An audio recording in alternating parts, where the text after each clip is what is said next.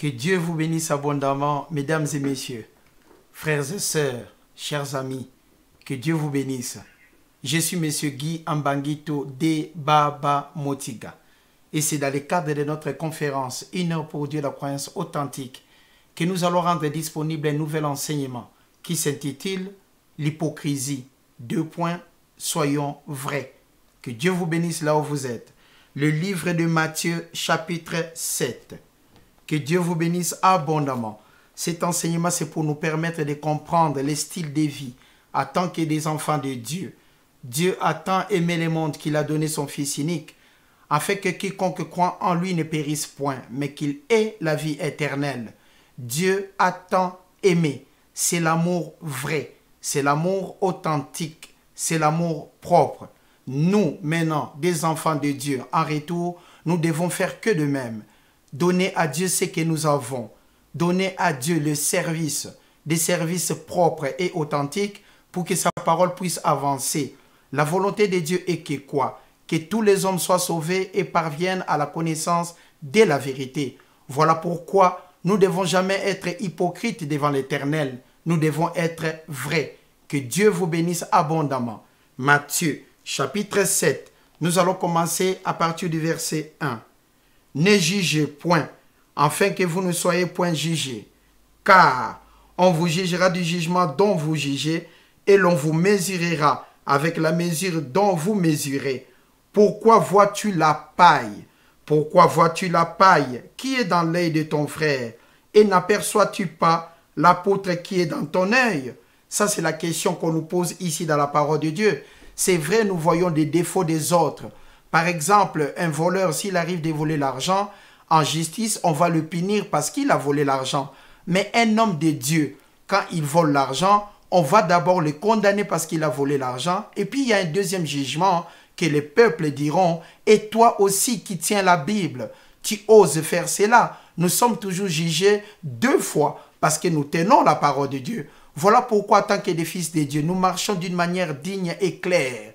Nous marchons avec amour parce que nous appartenons à l'Éternel. Et Dieu est amour. Mais l'amour de Dieu est vrai. Voilà pourquoi nous, en tant que ses serviteurs, ses enfants, attachés dans la parole, nous devons être vrais à notre tour. Pourquoi vois-tu seulement les défauts des autres et tu ne juges pas toi-même le style de vie que toi-même tu fais sur cette terre? Nous devons être honnêtes envers nous-mêmes avant d'être honnêtes envers les autres.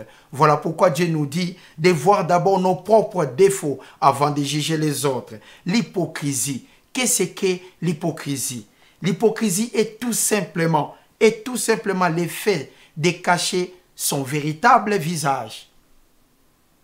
C'est ça l'hypocrisie. C'est l'effet de cacher son véritable caractère. Vous vous rendez au travail. Vous trouvez votre collègue qui est souvent en train de rigoler. Vous ne comprenez pas vraiment son vrai caractère. Et un jour, brusquement, vous le trouvez en train de s'enflammer.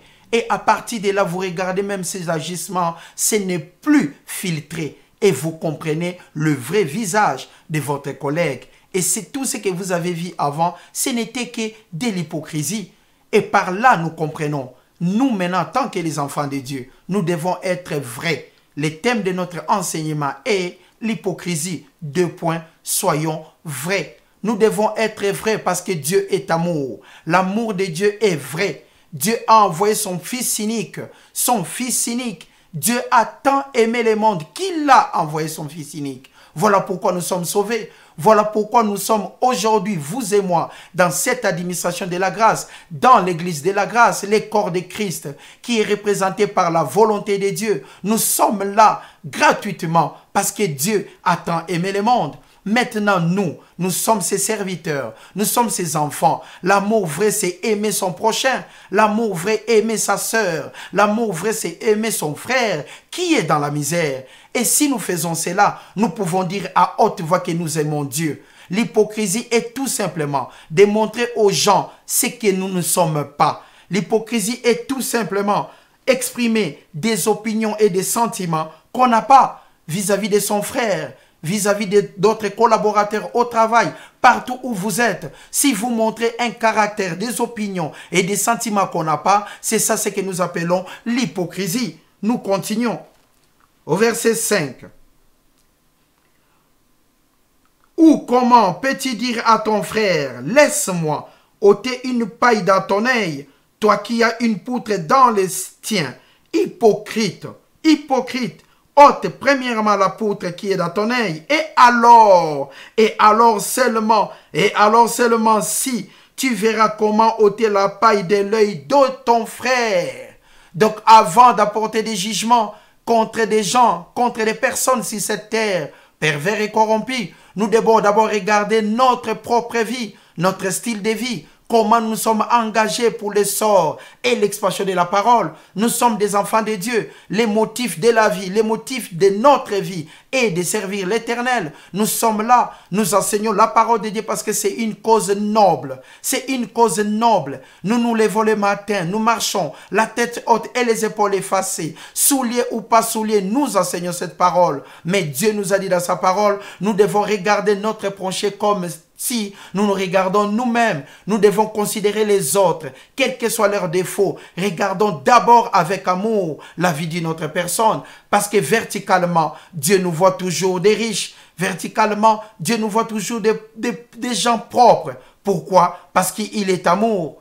Dieu est amour et l'amour de Dieu est authentique, sans faille, sans défaut. L'amour de Dieu inaltérable. L'amour de Dieu, la source d'eau vive. L'amour de Dieu incomparable. Parce qu'il est amour. La preuve, il a envoyé son Fils unique afin que quiconque croit en lui ne périsse point, mais qu'il ait la vie éternelle. Montrons à l'Éternel notre caractère vrai, notre visage véritable. L'amour de Dieu. Nous ne pouvons pas montrer des sentiments qu'on n'a pas pour dire que nous aimons qui que ce soit. Des sentiments qu'on n'a pas. Mais après des temps et des temps, on finira par découvrir le propre visage. L'hypocrisie, c'est de montrer ce qu'on n'a pas. Mais en tant que des enfants de Dieu, nous ne devons pas être des hypocrites. Nous devons être des gens qui apportent la paix, qui apportent l'amour, qui apportent tout ce qui contribue à la vie et à la piété, comme la parole de Dieu. De Genèse 1:1 en Apocalypse 22:21. Nous continuons.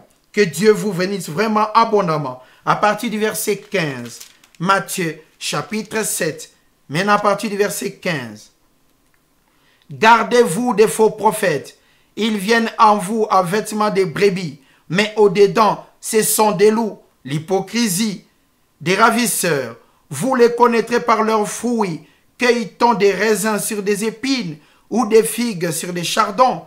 Tout bon arbre porte de bons fruits, mais les mauvais arbres portent de mauvais fruits. Un bon arbre ne peut porter de mauvais fruits, ni mauvais arbre porter de bons fruits. Tout arbre qui ne porte pas de bons fruits est coupé et jeté au feu. Nous montrons aux gens ce que nous sommes. Si nous montrons aux gens que ce que nous sommes, la parole de Dieu nous dit, nous pouvons juger un arbre par rapport à son fruit. Vous êtes devant un manguier, croyez-moi, vous allez cueillir que de mangues. C'est ça la parole de Dieu. Vous êtes devant des figuiers, vous n'allez cueillir que des figues. C'est ça la volonté de Dieu. Nous donnons que ce que nous avons. On ne peut pas enseigner au-delà de ce qu'on a appris. On donne que ce qu'on a. Nous donnons la parole de Dieu parce que la parole de Dieu habite en nous. Christ en nous, l'espérance de la gloire. Dieu en Christ en nous, c'est l'espérance de la gloire. L'hypocrisie ne contribue à rien. Voilà pourquoi nous avons aujourd'hui des faux prophètes, des gens qui sont habillés en brebis, mais en dedans, ils ne sont pas vrais. Ils ne sont pas vrais parce qu'ils ne représentent pas la parole de Dieu. Ils ne travaillent que pour leur propre gain, pour leur propre intérêt. Ils s'engagent à la parole de Dieu. Voilà pourquoi la parole de Dieu nous dit, gardez-vous, prenez distance. Nous qui servons la parole de Dieu, nous qui enseignons la parole de Dieu, nous aimons Dieu avec amour. Nous nous sommes attachés à la parole de Dieu parce que nous connaissons l'adresse de Dieu. La volonté de Dieu est que tous les hommes soient sauvés et parviennent à la connaissance de la vérité. Toute vérité qui est enlevée d'iota n'est plus la vérité. Toute vérité doit être mise en valeur par rapport à la parole de Dieu. Et il n'y a pas d'autre solution. Nous n'avons pas d'autre moyen. Parce que Dieu a tellement aimé le monde qu'il a mis sa parole au-dessus de sa renommée. Regardons nous-mêmes comment Dieu a surélevé cette parole. La science la plus élevée, au-dessus de ma portée. Elle est trop élevée pour la saisir. Cette parole de Dieu, elle est trop élevée pour la saisir. David lui-même disait, j'ai été jeune, j'ai vieilli. Je n'ai point vu le juste abandonné, ni sa postérité mendiant son pain. Nous devons être honnêtes. L'hypocrisie n'a pas de place dans la parole de Dieu. Dieu. L'hypocrisie n'amènera jamais à la réussite. Mais restons vrais, soyons honnêtes vis-à-vis de la parole de Dieu. Donnons ce que nous avons. Au-delà, ce n'est pas normal. L'hypocrisie, c'est montrer un visage qu'on n'a pas. Que Dieu vous bénisse abondamment. C'est ça le thème de l'enseignement d'aujourd'hui. Jean, chapitre 1.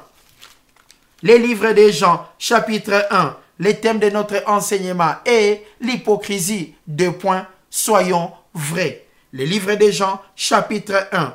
À partir du verset 44. Les noces de Cana. À partir du verset 44 jusqu'au verset 50. Parole des gens qui avaient suivi Jésus.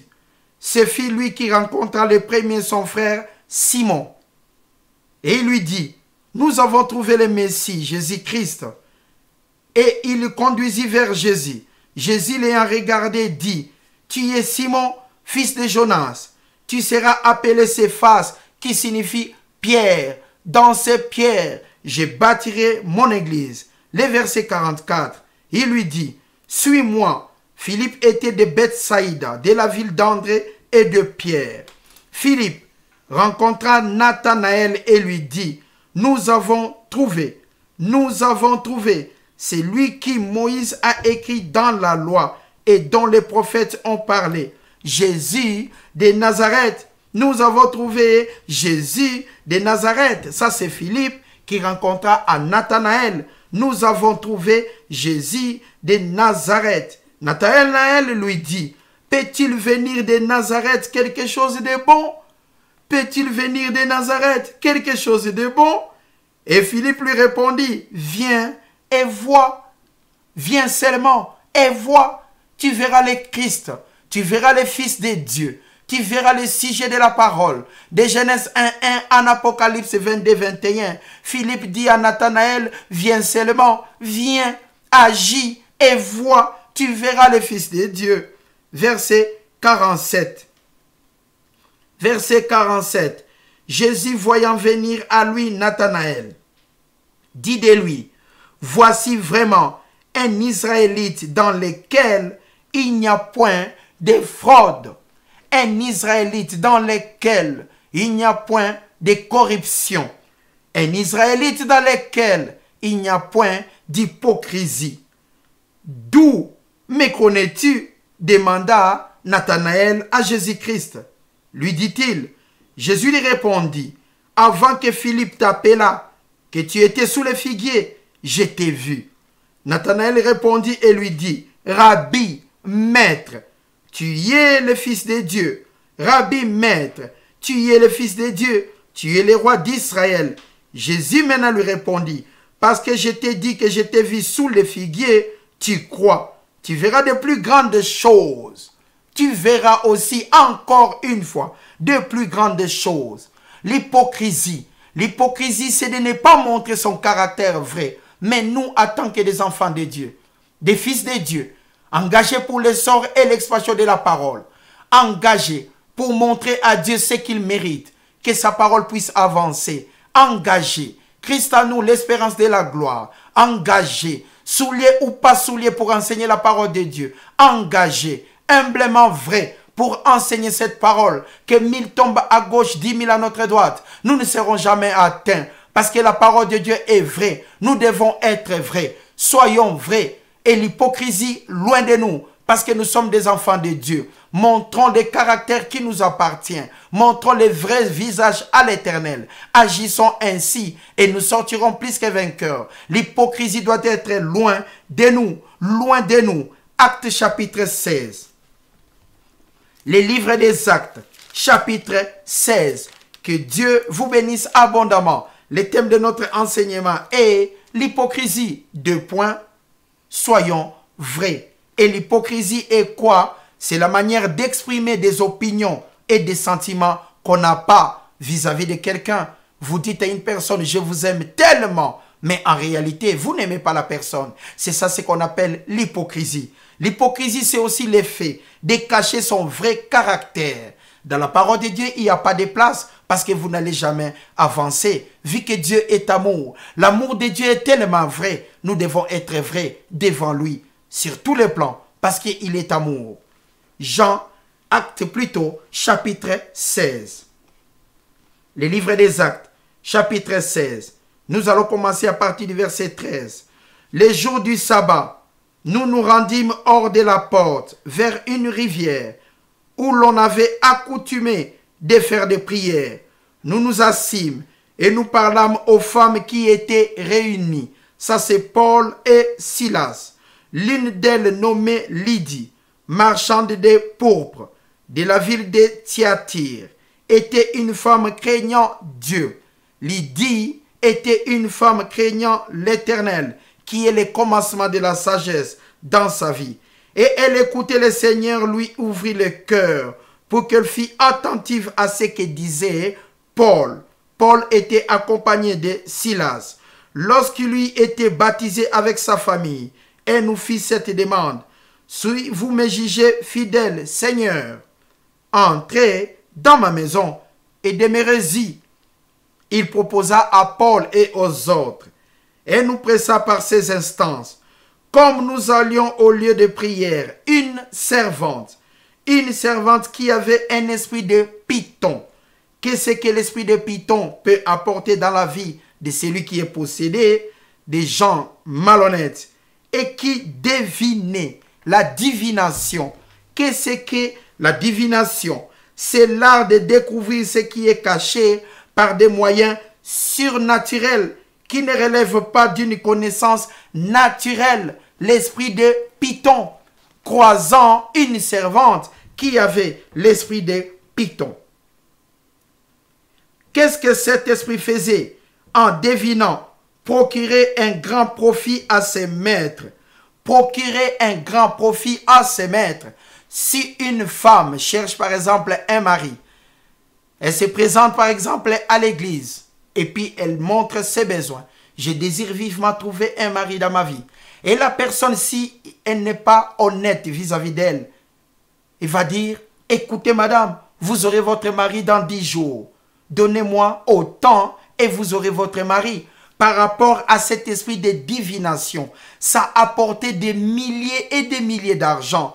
Parce que nous, en tant que des êtres humains, nous aimons beaucoup plus la prophétie. Qu'on nous parle de nous, qu'on nous parle de notre avenir. Écoutez, monsieur Guy Mbanguito, demain je vis dans votre vie. Vous avez quelqu'un qui s'est présenté devant vous. Et je dis à cette personne de s'écarter devant vous. Nous aimons cela parce que nous avons toujours du positif à la fin. Et nous payons la somme demandée. C'est l'esprit de divination, l'esprit de python qui procure aujourd'hui, même dans beaucoup de pays, des millions et des millions d'argent. Parce que l'être humain est toujours dans les besoins. Quelqu'un qui est pauvre, qui cherche des travails nuit et jour et qui ne trouve jamais. Vous vous présentez devant lui, vous lui parlez, vous êtes en train de lui prédire sa vie, son avenir. Vous pensez que la personne n'aura pas à donner à vous de l'argent. Il va vous donner, il va vous remettre tout ce que vous avez demandé. Pourquoi? Parce que c'est l'esprit de divination, c'est cet esprit de python qui procurait aux propriétaires de cela beaucoup d'argent. Tellement de l'argent et ça détruisait l'avenir des gens. Personne ne pouvait agir. Leur seul but, c'était de savoir l'avenir par cet esprit de divination. Nous continuons. Et s'est mis à nous suivre, Paul et Silas. Et elle criait, ces hommes sont des serviteurs du Très-Haut. Ils vous annoncent la voie du salut. La voie du salut. Elle fit cela pendant plusieurs jours. Paul, fatigué, se retourna et dit à l'esprit, je te l'ordonne, au nom de Jésus-Christ, sors d'elle. Et il sortit à l'heure même. Regardons la suite. Les maîtres de la servante qui étaient possédés de l'esprit de python, l'esprit de divination, voyant disparaître l'espoir de leur gain par cet esprit de divination. Cet esprit pour vous parler de votre avenir. Mesdames et messieurs, Dieu est bon. Dieu a établi pour nous des projets de paix et de bonheur. Dieu a établi pour nous des projets de réussite et de bonheur. Il est amour. Il est l'auteur de la vie. Et en tant que tel, il s'en occupe. Dieu est l'auteur de la vie. En tant que tel, il s'en occupe. Il s'en occupe. Il s'en occupera toujours. Il est là pour nous. Papa est de notre côté. Nous avons qu'à mettre la main dans la boîte à gâteaux pour retirer ce que notre cœur désire. Et pour retirer cela, nous n'avons qu'à croire. La croyance est le titre de propriété des choses pour lesquelles on prie. L'évidence qu'elles sont vôtres avant que ça soit en manifestation. Il y a des prophètes, il y a des évêques, il y a des docteurs, il y a des pasteurs, il y a des évangélistes, il y a des gens qui enseignent la parole vraie. Attachez-vous à ces personnes-là. Ils sont là pour vous enseigner la bonne voie. Demeurez dans la ligne droite qui est la parole de Dieu. Ne vous en écartez pas parce que vous allez croiser des gens qui ont l'esprit de divination et ils vont prendre tout ce que vous avez parce que votre papa, l'Éternel des armées, est l'auteur de la vie et en tant que tel, il vous donnera selon votre cœur parce que papa est tout simplement amour. Vous de votre côté, croyez seulement. L'hypocrisie est de servir Dieu avec un cœur qui n'est pas authentique parce que notre papa est tout simplement amour. Que Dieu vous bénisse abondamment. Matthieu chapitre 7, nous venons de le lire afin de comprendre. Maintenant c'est Matthieu chapitre 15. Le livre de Matthieu chapitre 15. Le livre de Matthieu, chapitre 15. Le thème de notre enseignement est l'hypocrisie. Soyons vrais. Matthieu, chapitre 15. Le lendemain appartient à l'Éternel. Nous cherchons des prophéties parce que nous avons peur des lendemains. Mais croyez-moi, mesdames et messieurs, le lendemain appartient à l'Éternel. Nous cherchons des personnes qui sont là avec l'esprit de divination pour nous parler de notre vie, de notre avenir. Mais la parole de Dieu nous dit, vous, mes enfants, j'ai établi pour vous des projets de paix et de bonheur. Nous n'avons qu'à croire et agir ainsi, agir selon la volonté de Dieu. La parole de Dieu est tellement élevée, elle est trop élevée pour la saisir. Mais papa est amour. Mesdames et messieurs, que Dieu vous bénisse là où vous êtes. Confiez-vous seulement à l'Éternel, parce que l'hypocrisie, même si ça prend de l'ampleur et que vous êtes vrai, vous allez réussir. Parce que la bonté de Dieu, le cœur de l'Éternel est insondable. Ses jugements, difficiles à comprendre, mais sa volonté est claire. L'Éternel souhaite que nous prospérons à tous égards et soyons en bonne santé, qu'on prospère l'état de nos âmes. Que Dieu vous bénisse. Matthieu, chapitre 15. Le livre de Matthieu, chapitre 15, du verset 1 au verset 9. Alors des pharisiens et des scribes vinrent de Jérusalem auprès de Jésus et dirent, « Pourquoi tes disciples transgressent-ils la tradition des anciens? Car ils ne se lavent pas les mains quand ils prennent leur repas. Ils ne se lavent pas les mains quand ils prennent leur repas. » Il leur répondit, « Et vous, pourquoi transgressez-vous les commandements de Dieu au profit de votre tradition? Car Dieu a dit, honore ton père et ta mère. Honore ton père et ta mère. Et celui qui maudira son père ou sa mère, dites, celui qui dira à son père ou à sa mère, c'est dangereux puis t'assister, est une offrande à l'Éternel ou à Dieu, n'est pas tenu d'honorer son père et sa mère. Vous annulez ainsi, vous les pharisiens, des hypocrites et des scribes, vous annulez ainsi la parole de Dieu au profit de votre tradition. Hypocrite, Ésaïe a bien prophétisé sur vous quand il a dit, ces peuples s'approchent de moi de la bouche et m'honorent des lèvres, mais son cœur, le cœur, les centres de gravité dans le corps de l'homme, leur cœur est éloigné de moi. C'est en vain qu'ils m'honorent en enseignant des préceptes qui sont des commandements d'hommes. L'hypocrisie. L'hypocrisie. Nous recommençons le verset 15. Hypocrite, dit Jésus-Christ. Ésaïe a bien prophétisé sur vous quand il a dit, ces peuples s'approchent de moi de la bouche et m'honorent des lèvres, mais son cœur, les centres de gravité, leur désir ardent, leur volonté éloignée de moi. C'est en vain qu'ils m'honorent en enseignant des préceptes qui sont des commandements d'hommes. Nous parlons toujours pour faire plaisir aux gens qui viennent nous voir, pour prendre peut-être ce qu'ils ont. Mais Dieu est bon. L'Éternel est grand. la vérité finira toujours par triompher parce que papa est amour. L'hypocrisie n'a pas de place dans le corps de Christ. L'hypocrisie n'a pas de place dans l'église de Dieu. Nous travaillons avec amour. Soyons vrais en tant que des croyants. Travaillons avec amour. L'Éternel est là. Il est toujours là pour subvenir à nos besoins. Notre salaire ne proviendra que de Dieu, mais notre devoir est l'essor et l'expansion de la parole, afin que la parole de Dieu puisse atteindre les limites de la terre, du nord au sud, de l'est à l'ouest. Personne n'arrêtera la volonté de Dieu, parce que Dieu est amour. 1 Corinthiens chapitre 13. L'épître de 1 Corinthiens chapitre 13. Que Dieu vous bénisse abondamment. Le thème de notre enseignement, l'hypocrisie. 2 points. Soyons vrais, parce que nous sommes des enfants de Dieu. Le 1 Corinthiens, l'épître de 1 Corinthiens chapitre 13. Quand je parlerai les langues des hommes et des anges, si je n'ai pas la charité, je suis un airain qui résonne, ou un cymbale qui retentit.